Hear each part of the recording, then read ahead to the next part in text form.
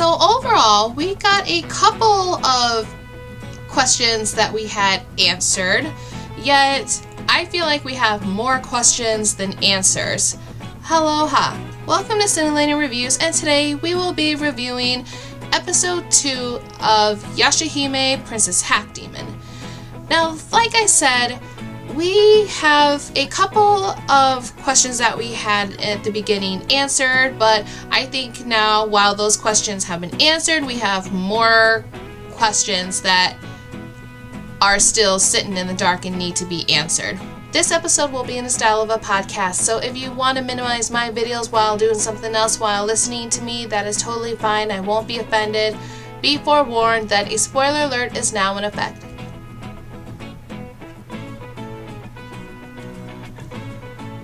The episode is titled The Three Princesses. We meet a young Towa and Setsuna running around and just having fun, and they are just so adorable. Oh my god, you see little Towa and Setsuna? They're just so freaking cute. Now, I'm kind of sad that we saw like a young Towa and Setsuna, but we never saw a young Mohora. So what's up with that? Just seeing a few minutes of the two just being young and having fun. A fire breaks out in the forest as Towa runs faster than Setsuna. Those two were holding hands, and with Towa running faster, her hands slip, resulting in them to let go of each other's hand. A tree was falling down as Setsuna pushed her sister away to safety. Desperately trying to find Setsuna, Towa's eyes start to glow in the same fashion like Inuyasha with the Black Pearl, opening a portal as it takes Towa away. While the opening credits were playing, I find it interesting that we don't see Sesshomaru in the picture at all with Setsuna and Towa, and we don't have a reveal on who the mother of the twins are. So that's just kind of a fuzzy topic to go off, and that's just kind of a fuzzy question to ask. Really starting this episode, Towa wakes up to the modern era, meeting Buyo, the family cat, and a grown Sota Higurashi. For those that don't know who Sota is, or don't remember, Sota is Kagome's younger brother. Towa didn't know why, but she knew that she could trust him, and Sota understood that she came from the feudal era. Together, the two searched for Setsuna, but to no avail. We move forward 10 years in the future, and we now see a grown Towa, or a teenager Towa. We see Towa greet her younger sister Mei, who is Sota's daughter and a quote sister to Towa, and Towa explains to us that she feels that there's this comfort in her heart and it's filling the void in an empty space, because in a way Mei's presence is filling the spot for Towa's twin sister Setsuna. Sota scowls at Towa because she's going to an all-girls school and she's wearing a male uniform. I just love her simple explanation that because it's easier to fight in. I love this scene that she hasn't even arrived at school and she's already getting into fights with other students from the previous school, all because she stopped a bully in elementary school. Like, grow up, people. Really? Back in the feudal era, we see Mohora, who is getting into a fight herself. What surprised me about the scene is that who she's getting into a fight with is Hisu? Hisu or Haisu? I'm gonna say Hisu. Sorry if I said that name wrong. But Hisu is the child of Sango and Moroku. And Hisu is planning to slay Mohora, who is the child of Inuyasha and Kagome. I honestly did not see that one coming. Mohora explains that she hasn't left the mountains and she's waiting for her bounty to arrive. Before Hisu can take on Mohora, we see a grown-up Kohaku who is now leader of the Demon Slayers. He asks if there are other demons around that could be responsible for attacking the village. Mohora said yes, but it's too late. She pulls out a seashell with a lip-coloring liquid that we saw in the previous series that we witnessed Inuyasha give to Kikia when they met. And inside the seashell that Mohora has is a red pearl. More on this later. She takes a bit of the liquid with her finger, and before she even moves, we see a naginata, or a glaive blade, appear next to Moroha's face. Panning out, the owner of that weapon is Setsuna in a demon slayer outfit. Mohora can smell that Setsuna is a half-demon and toys with her that if she loses, she will have to forfeit her weapon and give it to Mohora. Before the fight can even extend out more, Setsuna's eye starts to glow, and this is where we discover that Setsuna has something called a rainbow pearl, thanks to Mohora making the announcement. The ground starts shaking and we see a centipede demon, just like in the very last series at the beginning that took Kagome into the feudal world. The demon wants something called the rainbow pearls. Mohora used her sacred arrow and fires. She misses the target. She misses it on purpose though. It moves up into the air and it breaks into multiple arrows and it's firing down like a heavy rain downpour, striking the demon centipede. Kohaku questions the spiritual power that Mohora has, and again, I believe the spiritual power that Mohora has something to do with Kagome, because Kagome was a priestess in training last we saw her, so she either learned this ability and picked it up with Kagome teaching her, or she learned this by herself and she was inherited this power. Again, I'm very fuzzy with this topic because I don't really know how to explain this now. I thought maybe if we would have saw a younger Mohora, then a couple of questions of ours could have been answered, but we don't even get that either. Hopefully we'll get that into the future.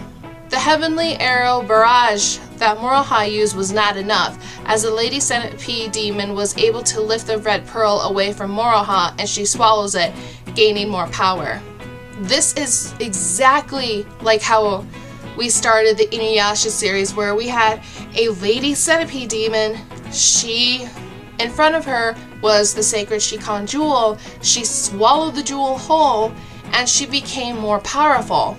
Now we're seeing this exact same thing again with the Lady Centipede demon, that it swallowed the red pearl that Mohora had and it gained more power. Hisu and Setsuna, who is riding in the back of the same Kilala we know and love, divert the demon away to Kaede's village as Mohora follows along.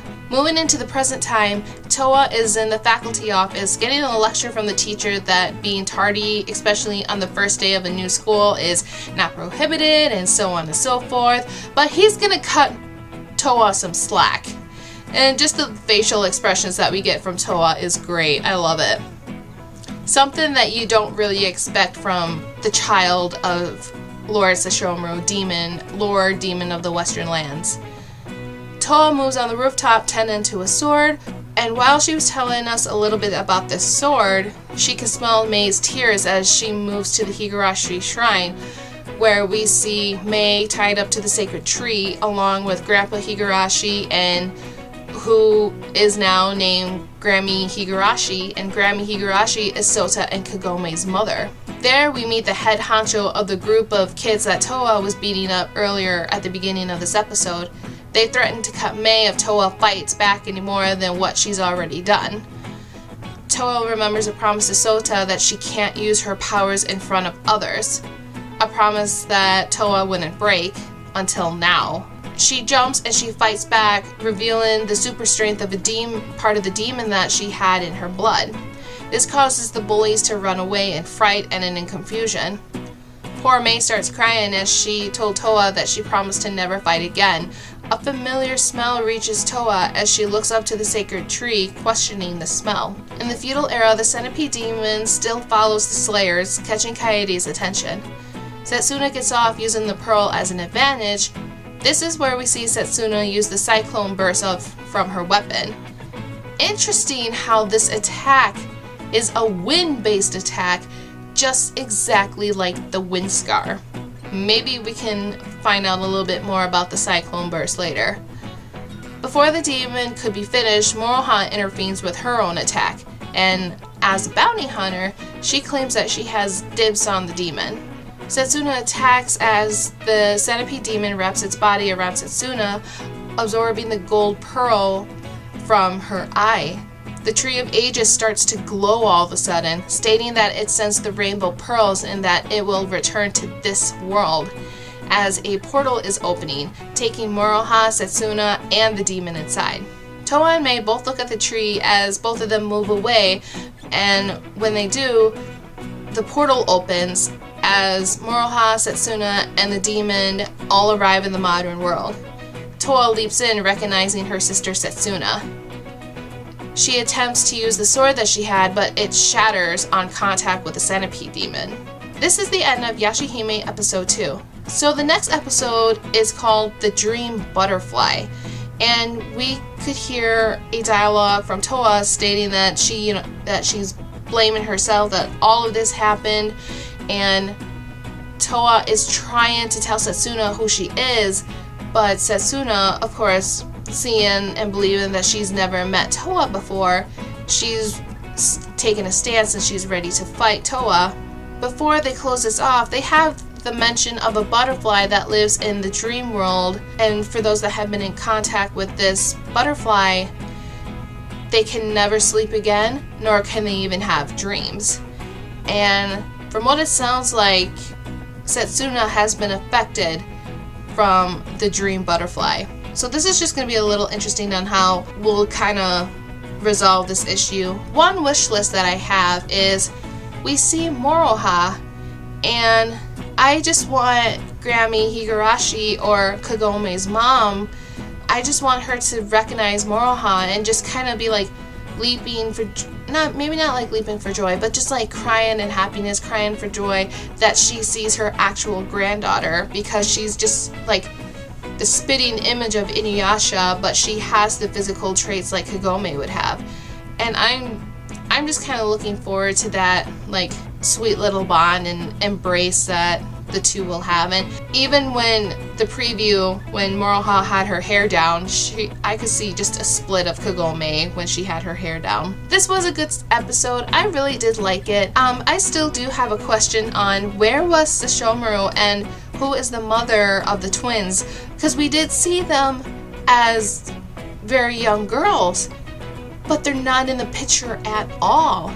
So is it maybe something that is just in demon culture? As soon as they reach a different age, then the twins are off on their own, doing their own thing, living their way of life. How would that work? But that's just interesting to me though. I want to learn just a little bit more about the Cyclone Burst, because it is a wind-based attack, just like how the Wind Scar is a wind-based attack also. And the blade from Setsuna's weapon, is it from her fang too? Maybe that's something we'll see later, but again, we're only on episode 2. I hear there's 24 episodes, so 22 more episodes to go. Maybe there might be a green light for season 2, I hear rumors. If there is rumors, or if there are rumors, or if they're for sure we're going to be moving on to season 2, let me know in the comments below. I'm interested to know what these rainbow pearls are. Is it just Mohora, Setsuna, and Toa to have the pearls? But if they're rainbow pearls, then there's going to be others just like them that have this exact pearl. So we see the benefit of the pearls when demons engulf it, as we see with the Lady Centipede demon. She swallows 2 rainbow pearls and she becomes more powerful. So what's the benefit of the rainbow pearls inside all 3 girls' eyes? Does it give them like some kind of ability? I don't really know, but when we were introduced to the red pearl, it was already out of Moroha's eye. Maybe it's just something that was maybe it was just something that was placed in there. I don't know. The Lady Centipede demon absorbed it from Setsuna's eye. I didn't really see any change from Setsuna in terms of like power, appearance, or anything like that. Maybe it was just placed in the eye, just like how the black pearl was placed in Inuyasha's eye. So with it being rainbow, there has to be more people out there, just like our 3 girls that have the other pearls. So that's kind of an interesting conflict. I feel like when I was watching the fight scene with the Lady Centipede and the Slayers and everybody and the demon engulfing the pearl, I felt like we were watching the very first episodes all over again of Inuyasha. That's almost exactly the same way on how we started this or how we got the introduction of the pearls, and not so much as the confusion between Kikyo and Kagome. We don't see that in there either. But I just hope this entire series doesn't fall into the copycat of Inuyasha. I don't think it is. We got brand new material that's hitting me that we're not going to be doing the copycat. But again, we have 22 more episodes to go. And from what it seems like, we're in the past, maybe like a couple of days in the past, because last week when we started the Yashahime journey, we met Toa, who was tied up in this castle, and she was talking to the deputy. So everything, of course, is going to come together in the end. I'm just waiting for it to happen. So what do you guys think of the three princesses? Let me know in the comments below. Thank you guys so much for stopping in and taking a listen at my review for episode 2 of Yashahime. Click that like button if you like this video. Subscribe to Cyntillating Reviews. Help me make it grow. I want to see something come out of this. If you want to be notified for just the Yashahime videos, or you want to be notified for any more of my content, click that bell down below. What do you guys think is going to happen in next week's episode? I'm looking forward to it. I can't wait. So thank you guys so much, and we will see you guys on another day.